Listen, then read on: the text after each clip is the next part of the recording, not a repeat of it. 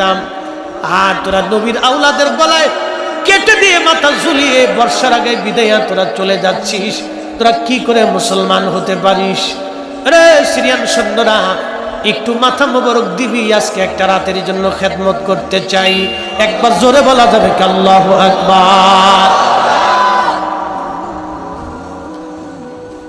ইমাম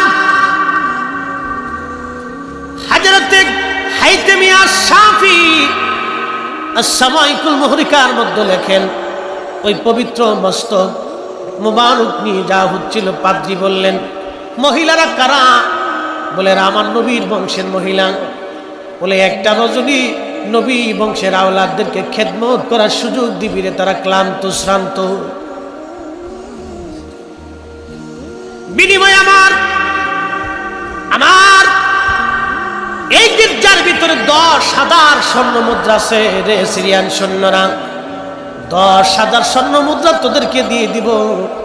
আজকে একটা রাত্রের জন্য হুসাইনের পবিত্র মস্তকের খেদমত আমি করতে চাই, আওলাদের রসুলদের খেদমত করতে চাই, যদিও আমি মুসলমান না, আমি একজন খ্রিস্টান পাদ্রী। দিবি তোরা 10,000 স্বর্ণ মুদ্রা দিবি।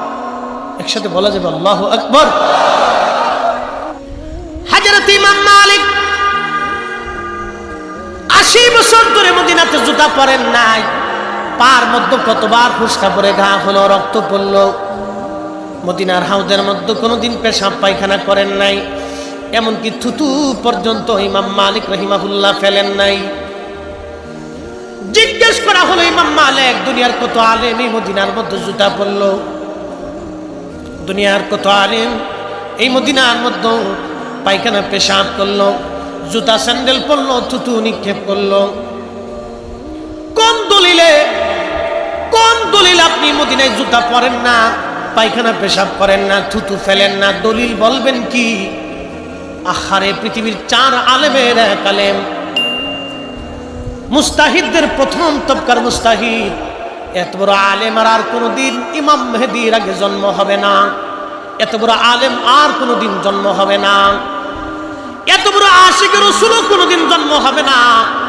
80 বছর ধরে একটা মানুষ কল্পনা করতে পারবেন ওনার হায়াত পর্যন্ত কোনোদিন মদিনার মধ্যে জুতা পরেন নাই, কোনোদিন পেশাব পায়খানা করেন নাই, কোনোদিন তিনি থুতু পর্যন্ত মদিনার মাটির মধ্যে ফেলেন নাই।